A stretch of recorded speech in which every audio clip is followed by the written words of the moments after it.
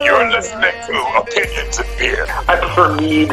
You sent me to hell, Jason. I really just want to make everybody jealous. I'm a person from Earth. Listen, what are we talking about? I reckon it sounds like Opinions and Beer. You can do it, Dingo. Oh, I'm good. You're the smartest dumb guys I've ever met.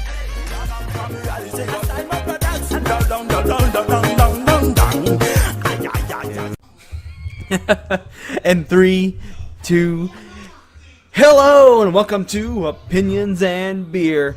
We're your hosts, Adam and Eamon. Hey. Hey. Yeah, we're here. We're both here.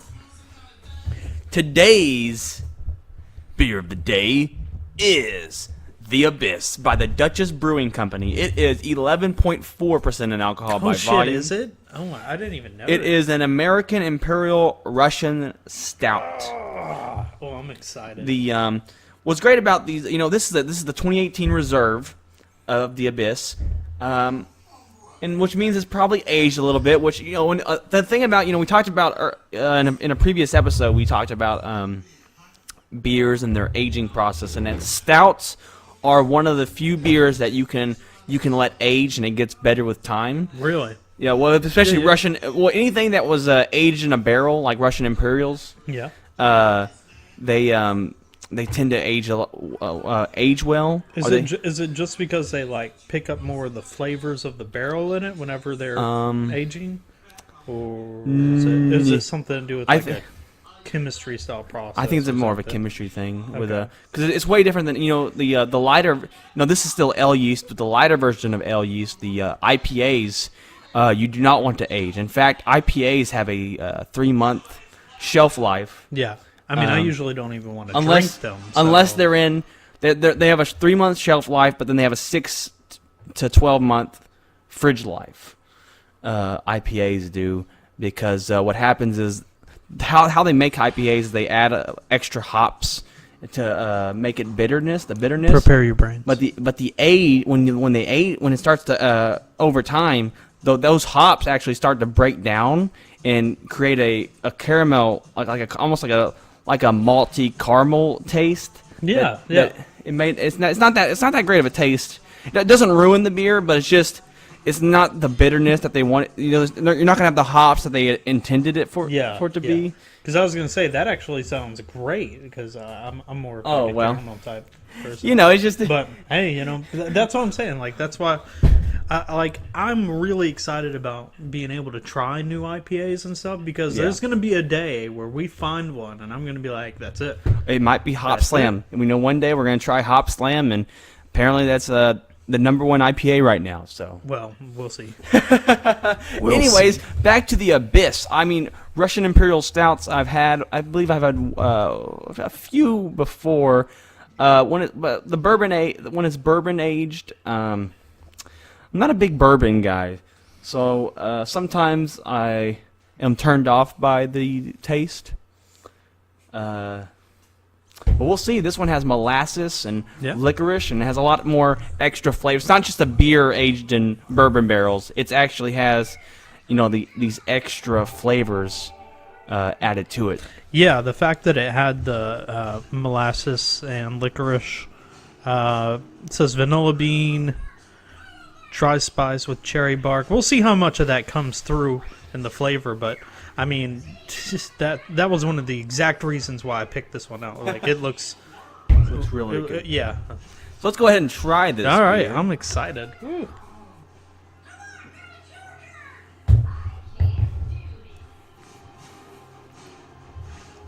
Oh, I'm not it's not bad, but it's not like blowing me away either. I wonder when in 2018 this came out. If it was early 2018 or like later. or late. Because I was just reading a review about it, how there's a really about how deep aftertaste. they prefer this one as early and not aged. They said they prefer this one. For some reason, they prefer it. I'm getting the notes at the end, like the. I didn't get cherry bark or vanilla. Let me get some more of this. And you know what else? It's a little bit more mild than other bourbon aged. I'm not getting the bourbon I switched it around a little bit because I'm an alcoholic, and I feel like I got a lot of the tones that they're saying. Oh, did you? Yeah, it was actually pretty nice. Yeah, it's like there's like a and a lot of these stouts, they tend to have like these craft stouts or whatever. They tend to have like a spicy aftertaste, and that one, this one, the Abyss, it actually still does kind of have that, but I feel like it's a lot more mellow at the same time. Oh yeah. And so I don't know. It's like I think it's a really good, like, I feel like this is a beer that you could count on. You know what I'm saying? Mm-hmm. Like if you're looking for a flavor, like this is gonna hit that flavor. If I feel like every time, it's like right in the middle of what most of the stouts I taste like. Yeah. It's good. It's always weird whenever you read like they threw in 30 ingredients into it, And you don't get any of you that. pick up 1.5. Yeah. And a lot of times, I feel like that's probably one of the problems is they try and overdo the flavors. Yeah. And a lot of times, like, if you try and overdo it, it kind of, like, gets muddled all into, like, one big flavor. Yeah, it becomes like a muddy flavor. Yeah. But I mean, So essentially, this tastes like mud. I'm kind of getting the molasses out of my breath. Like it's causing my breath to be molasses flavored. But I'm not getting. Gonna keep going.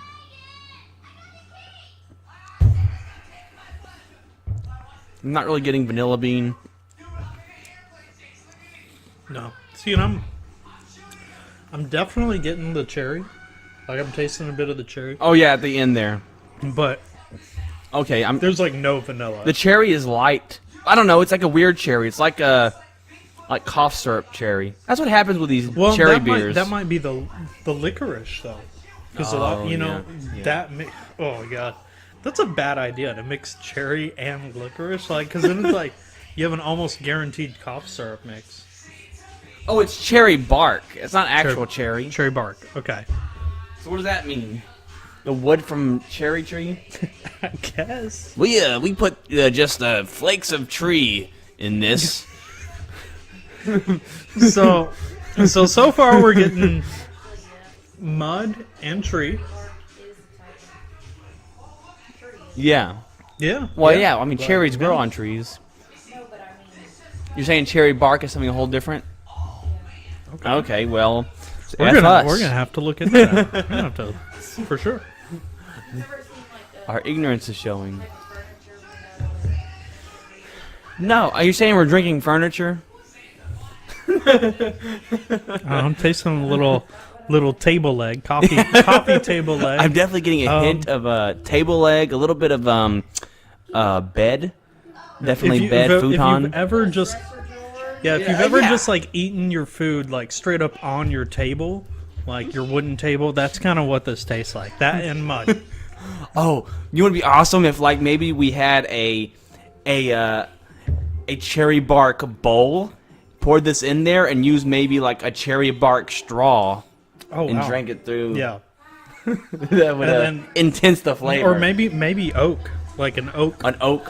Oh yes, oak straw. In the cherry bark bowl. We may have to come up with some like. Maybe that's what we need to start crowdfunding. Weird ways to drink like beer. Yeah, that's actually pretty awesome. I feel like if we were to have done that, that's probably what. See, our problem is we didn't do enough research, and that's the way that this beer is meant to be drank, is through a cherry bark bowl with an oak straw. Yes. So, guys, if you're looking to drink this beer, that's what you have to do. And you can only get the cherry bark bowls on our website, okay?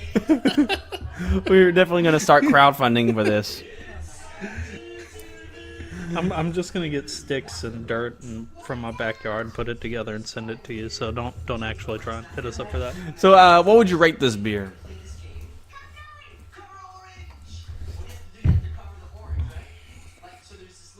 I mean,